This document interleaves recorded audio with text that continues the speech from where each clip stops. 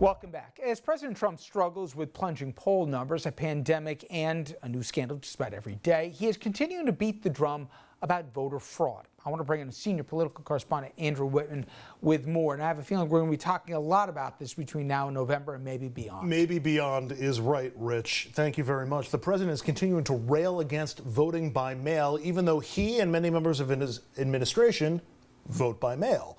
His latest attack, saying the 2020 election is rigged, not will be, is already rigged, because millions of people in foreign countries will print ballots. This week it's foreigners. Before that, he blamed the problem on children. Kids go and they raid the mailboxes and they hand them to people that are signing the ballots down the end of the street, which is happening. They grab the ballots. You don't think that happens?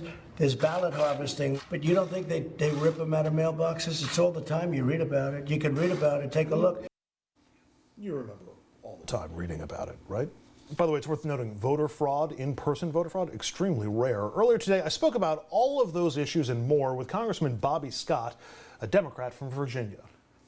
Congressman, today is primary day in Virginia as well as here in New York, which has a lot of people thinking about how we vote, especially in the midst of the pandemic, when it's dangerous to gather at polling places in large numbers. The president continues to criticize mail-in voting and to lay the groundwork to claim that mail-in voting would rig the election somehow as more and more states rely on mail-in voting. This as we're seeing people contracting the virus during primaries in Wisconsin, long lines in Georgia, and there's one polling place in all of Louisville, Kentucky today, largest black population in the state. How concerned are you about access to the ballot for voters this year?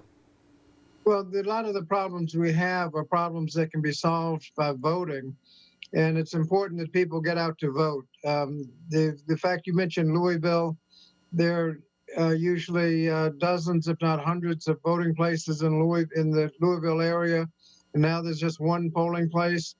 That's a problem. Before the Voting Rights Act was sabotaged a few years ago, a lot of these states would have had to have gotten pre-clearance from the Justice Department and proved that the changes were not discriminatory. And before they can implement them, now they've just got free reign, and we're seeing why pre-clearance was so important. It's important that people get out to vote because it's just going to get worse if the wrong people get elected. But with the presidential election in November and a lot of focus on it, are you hopeful that Congress will do what's necessary to ensure that everyone who wants to vote will be able to vote, and also that the results will be legitimate and we might not have to wait a week to get them all back? Is there anything Congress can and should do, and will they?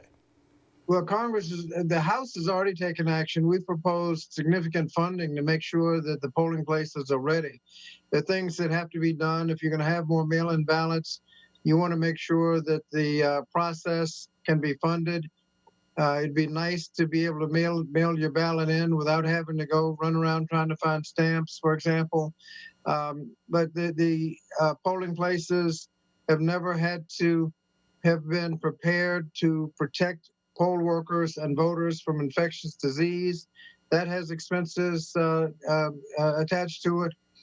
You've always been able to reuse pencils. I went to vote in the primary a few weeks ago. When you finish using your pencil, they told you to take it with you so that you would not be spreading the virus with everybody using the same pencil. I mean, there are a lot of little expenses that you need to incur to have safe elections. We need to make sure the places are safe, the people can vote, and that the voting process is prepared.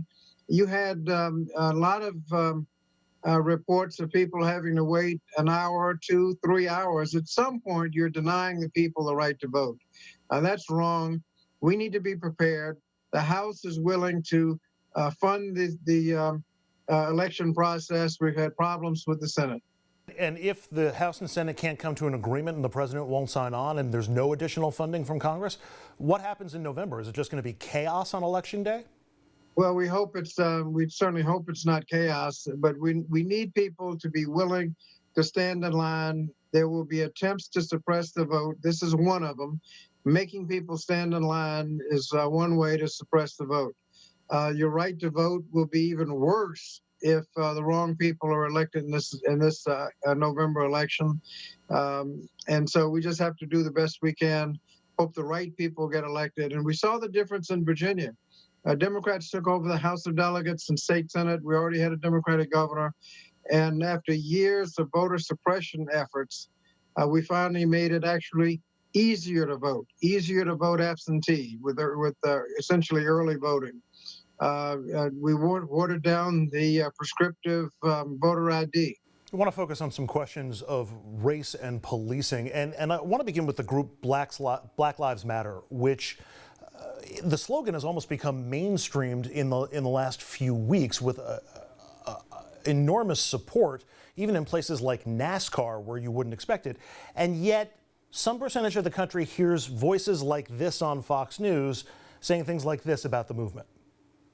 This is an orchestrated effort. It is no longer a protest about Mr. Floyd. Right. That ended a long time ago. This is an anarchist, organized anarchist. Black Lives Matter wants to come and take your house away from you. We need help, and we need it right now. These are not protests. This is a totalitarian political movement, and someone needs to save the country from it. I think the slogan Black Lives Matter was criticized at first because, of course, all lives matter, but all lives have never been questioned. When a police officer is killed in the line of duty, the conversation starts with whether or not that state has the death penalty.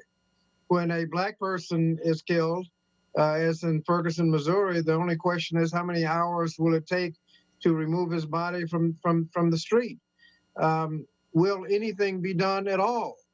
Does it matter? I mean, there is a question. And I think you could have said Black Lives Matter too. That would have been a little more precise.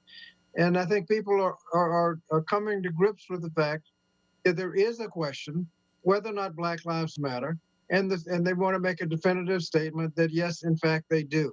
And so the polling on that is just off the chart. It went from fairly negative to overwhelming support for the idea that blacks, just like all lives, Black Lives Matter. Congressman Bobby Scott is a Democrat serving the state of Virginia. He serves on the Education Committee. Congressman, really appreciate a few minutes. Thanks very much. Thank you. All right, Rich, back to you. Andrew, thank you. When we come back, ABC News political director Rick Klein weighing on the very latest coming from the campaign trail and also Capitol Hill and the White House. A lot of controversy to talk.